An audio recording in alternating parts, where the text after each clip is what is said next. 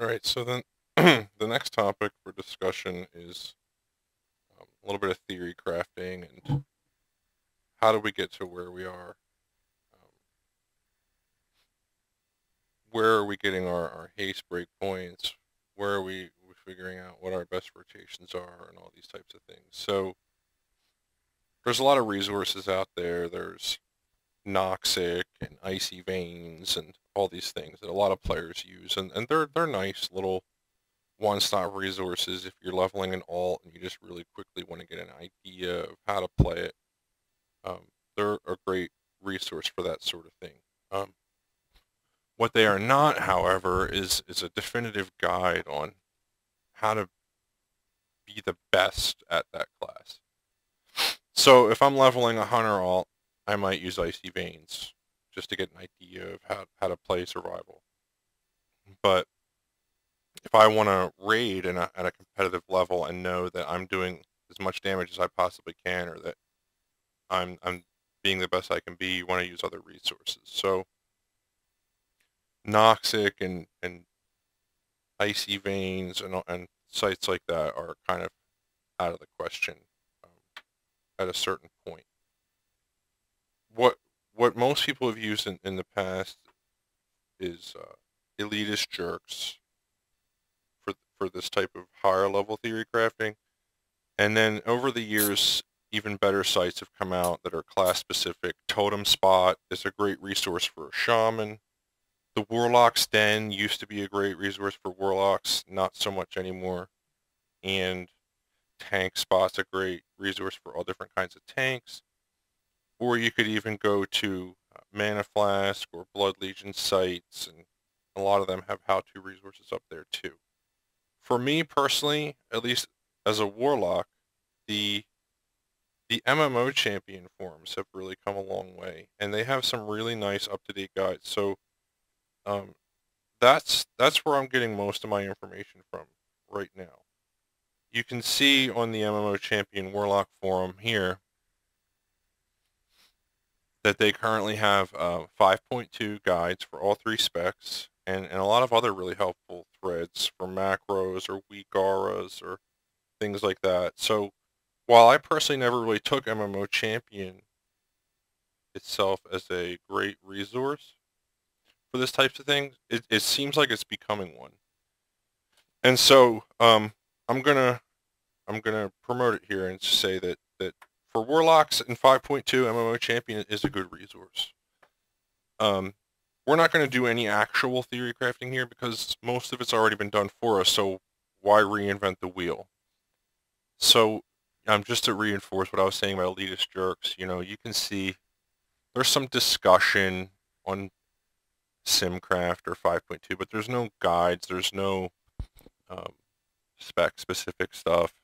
You can even go back further and show all threads since the beginning, and you're seeing 4.3, you're not seeing a lot of recent stuff. So elitist jerks is kind of out the door for me, and I'm using MMO Champion. The thread I'm going to focus on for this discussion is the Affliction Theory Crafting thread on MMO Champion. This is written by Avralia, who is a pretty well-known warlock. He's been in Nilum. I think he's in a guild called Apex now, but regardless, he's a top-tier warlock, so most of what he's writing here can be trusted. And most of what you'll see Affliction Warlocks talk about is, oh, they need to hit this haste breakpoint or that haste breakpoint. But I often wonder, do they know why?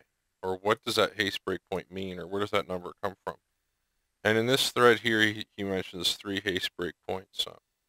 47, 17, 66, 37, and 97, 78.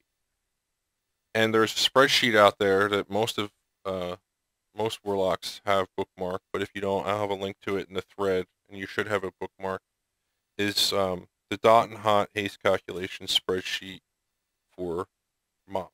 It's written for 5.05, but nothing about haste has changed since 5.05, so it's still perfectly valid.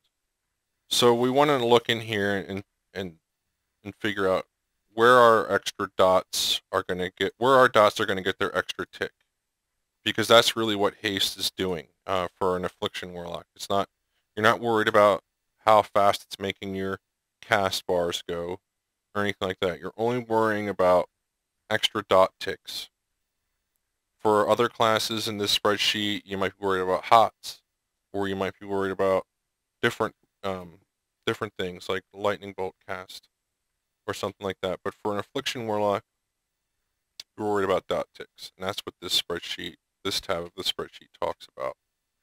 Now, for simplicity's sake, I've taken a copy of it and removed the rows figuring goblins so that I can more readily scroll around in it, but I wouldn't suggest making and maintaining your own copy of it just because this one's relatively well maintained, and if anything dramatically changes with haste, I'm sure that it would be updated to reflect that. But regardless, let's look at these haste breakpoints. 4717. Why 4717? So in this spreadsheet, let's just look through and figure where's 4717 show up. Okay, here it is.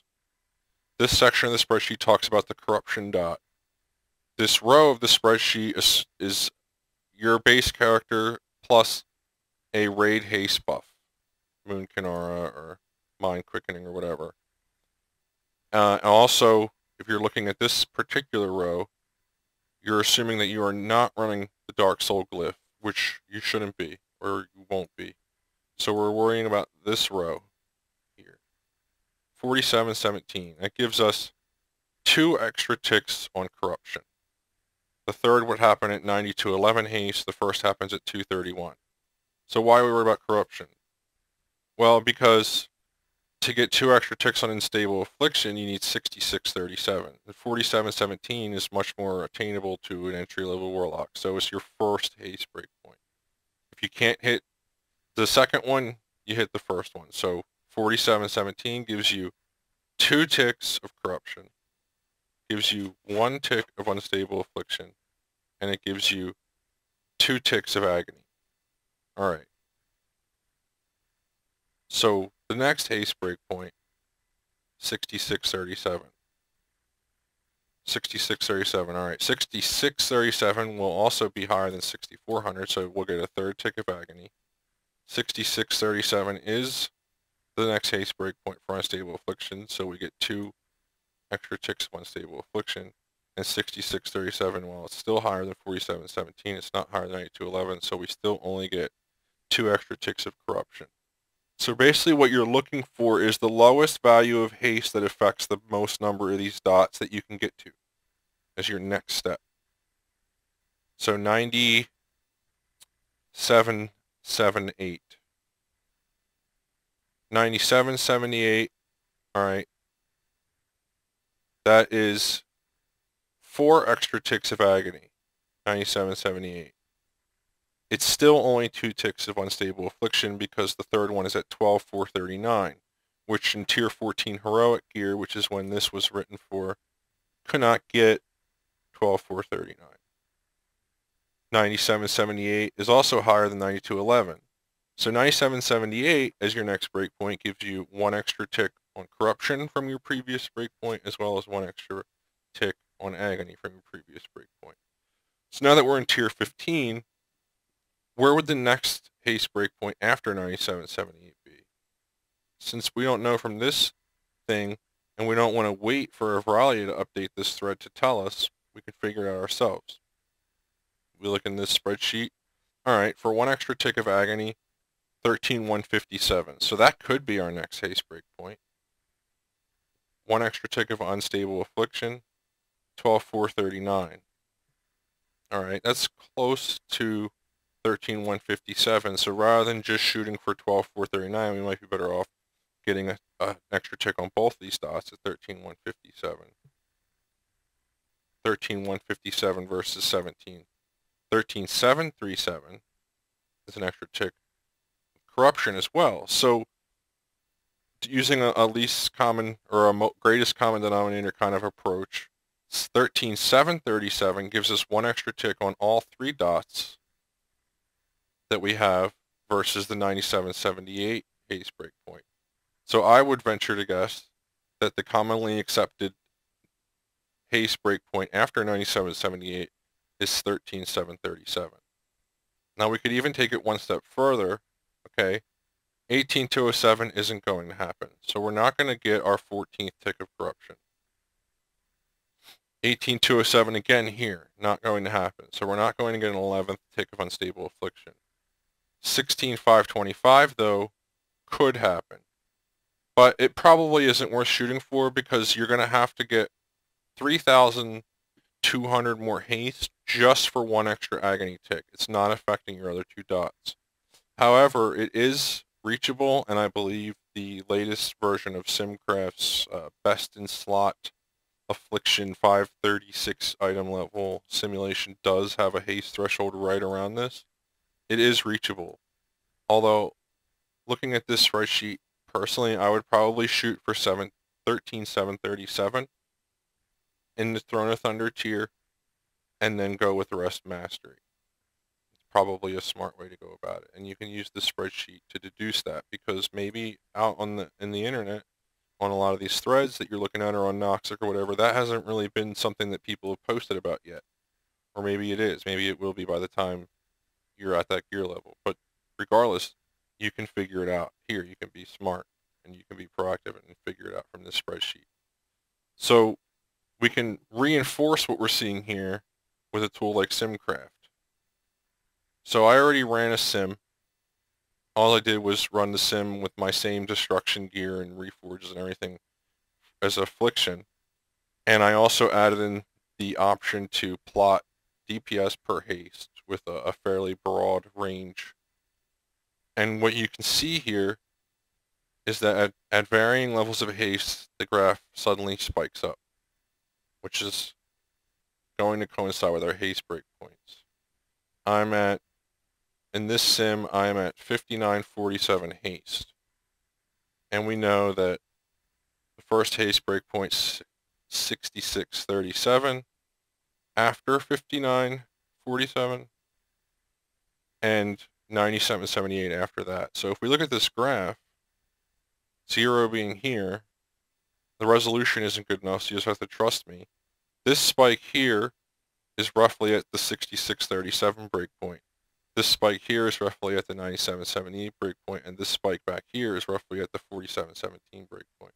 So we can see that reinforced by the simulation, reinforced with data, that these haste breakpoints do indeed result in not just a linear increase in DPS, a spike in DPS. So if you're close to it, you should reach for it.